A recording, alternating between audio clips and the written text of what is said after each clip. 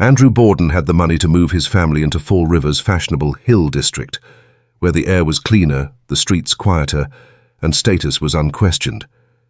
But he refused. The house at 92 2nd Street was cramped, plain and devoid of modern conveniences. No plumbing, no gas lighting, not because he couldn't afford it, but because deprivation was a tool of control. He ruled his home with the same cold efficiency he brought to his business dealings. The women in his life, wife, daughters, servant, were pieces in a system he designed, and in that system, he was the only beneficiary. Abby Borden lived in the space between duty and exclusion. For nearly 30 years, Lizzie and her sister Emma had addressed her only as Mrs. Borden, refusing to grant the intimacy of the word mother. Every polite interaction was laced with the poison of calculated rejection. In that summer of 1892, tensions in the house intensified. Rumors whispered through the neighborhood. Andrew was transferring property to Abby's family. The implication was clear. Emma and Lizzie's inheritance would shrink. In their world, that was not just about money. It was about freedom, safety, and identity. Lizzie was no fool. She had watched her father's decisions close door after door on her future. She understood that in his eyes, her life was to be lived within the parameters he set, parameters that shrank every year. When people talk about the Borden murders, they focus on the axe. But the weapon was only the final instrument.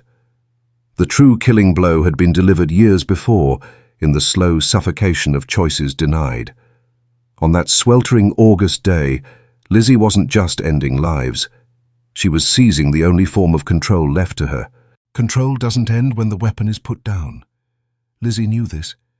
She turned her attention to the living witness, Bridget.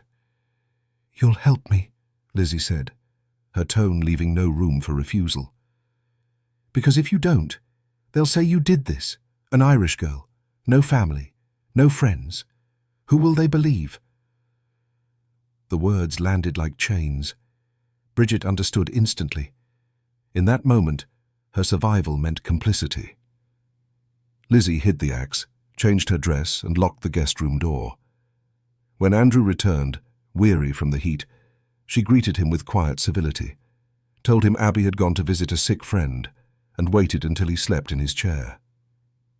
Then she retrieved the axe. The first blow struck his temple.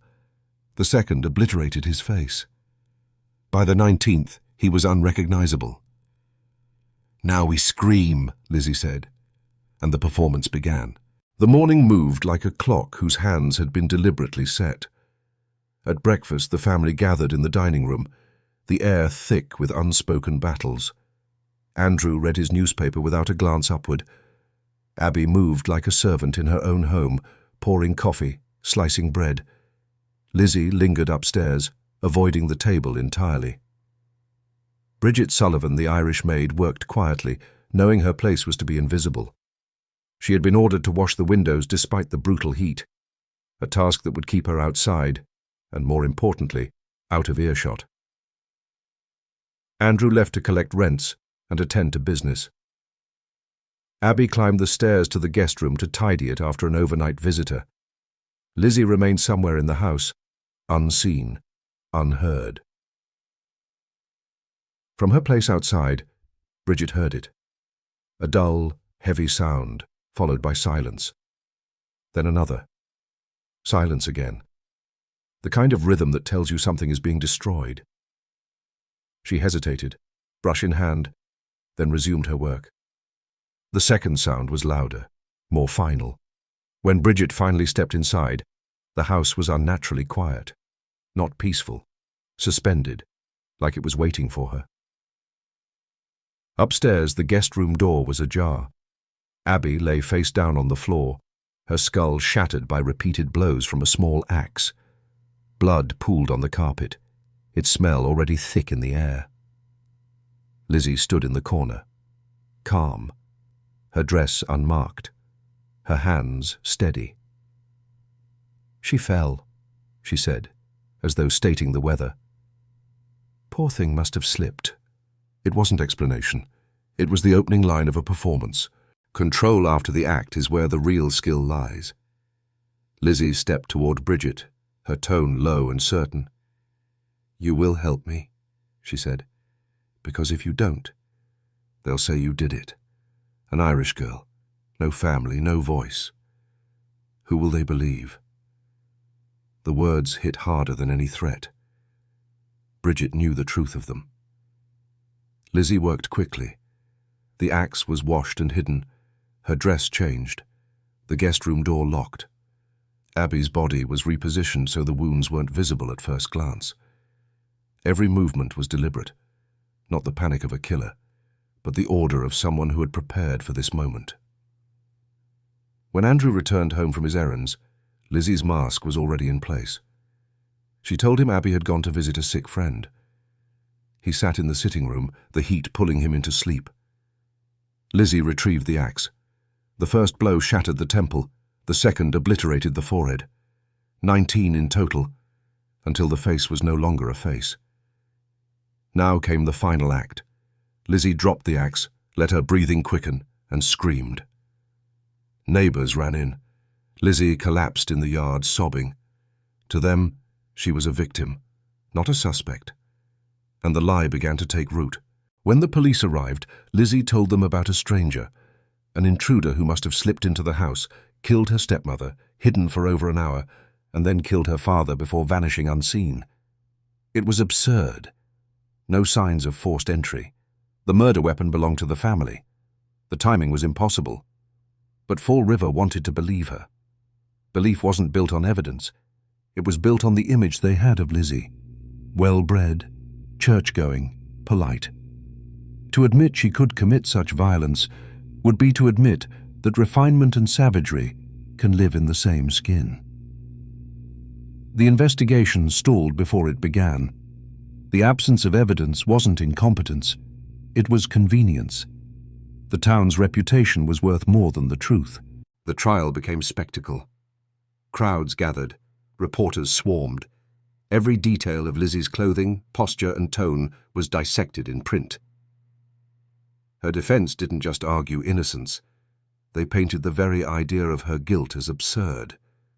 They made her untouchable, not by disproving the case, but by making her image incompatible with the crime. The jury took 90 minutes to decide. Not guilty. In that moment, Lizzie didn't just walk free. She proved a principle older than the Republic itself. In the right social skin, you can step over the line and leave the law behind you. After the trial, Lizzie moved to a grand house in the wealthy district her father had denied her in life. The life she had been caged from was now hers, purchased with the void left in her wake. She hosted gatherings, wore fine clothes, travelled.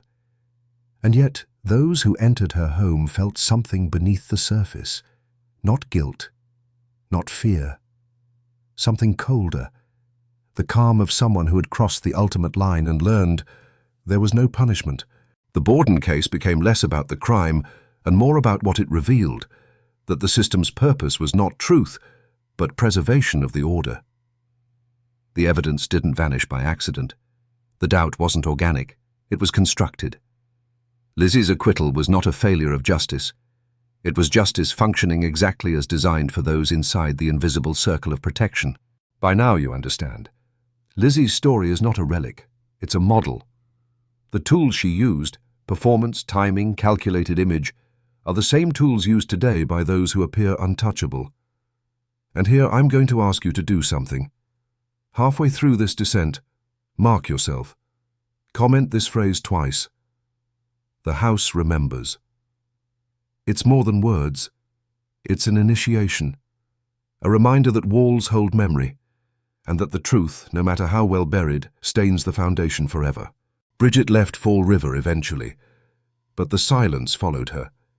She had seen Lizzie's face as she struck. She had heard her voice turn truth into theatre. She knew the law would never side with an Irish maid over the daughter of Andrew Borden. And that knowledge, more than the killings themselves, is the core of the rot. Lizzie didn't just kill because she could. She killed knowing she could survive it. Over the years, The Borden house became a place of whispers.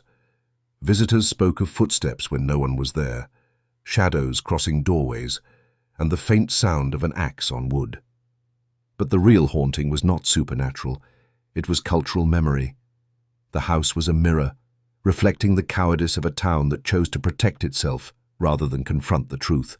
Think about how many times you've seen it. Someone commits the unthinkable, and yet the system bends, shifts, and clears the path for them. That isn't an accident. It's infrastructure. The Borden case wasn't solved because it was never meant to be.